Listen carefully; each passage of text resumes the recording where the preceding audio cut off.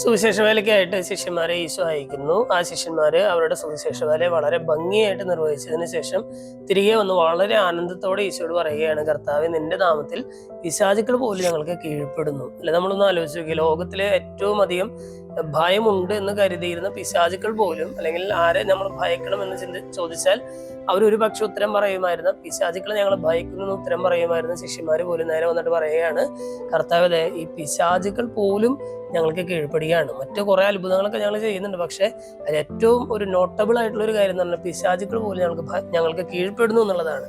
അപ്പൊ ഈശോ പറയുകയാണ്, അതിന്റെ പേരിൽ നിങ്ങൾ സന്തോഷിക്കേണ്ട, അതിനേക്കാളും വലിയൊരു സന്തോഷം ഉണ്ട്. എന്താണ്?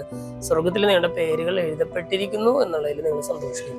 മാനുഷികമായിട്ടുള്ള ചില കാര്യങ്ങൾ വെച്ച് നമുക്ക് ഒരുപാട് സന്തോഷം നൽകുന്നുണ്ടായിരിക്കും, പക്ഷെ ദൈവം നമ്മളോട് പറയുകയാണ്, നിങ്ങൾ ദൈവരാജ്യത്തിന്റെ ശുശ്രൂഷ ചെയ്യുമ്പോൾ മാനുഷികമായിട്ടുള്ള കാഴ്ചപ്പാടിൽ നിങ്ങൾ വിജയം എന്ന് കാണുന്നത് മാത്രമായിരിക്കില്ല നിങ്ങളുടെ ജീവിതത്തിലെ വിജയം, മറിച്ച് അതിനപ്പുറത്ത് ദൈവികമായിട്ടുള്ള ഒരു കാഴ്ചപ്പാടിലുള്ള ചില കാര്യങ്ങൾ കൂടി നിങ്ങൾക്ക് അതിലൂടെ ലഭിക്കുന്നുണ്ടെന്ന് പറയുകയാണ്. നിങ്ങൾക്ക് എല്ലാ സകല നാരകീയ ശക്തികളുടെ മേലും നിങ്ങൾക്ക് അധികാരം നൽകുന്നുണ്ട്.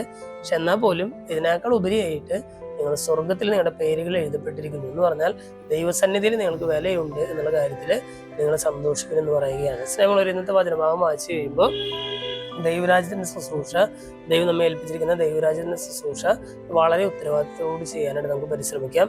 ദൈവം നമ്മുടെ കൂടെയുണ്ട്. ദൈവം നമുക്ക് ചില അധികാരങ്ങൾ നൽകിയിട്ടുണ്ട്.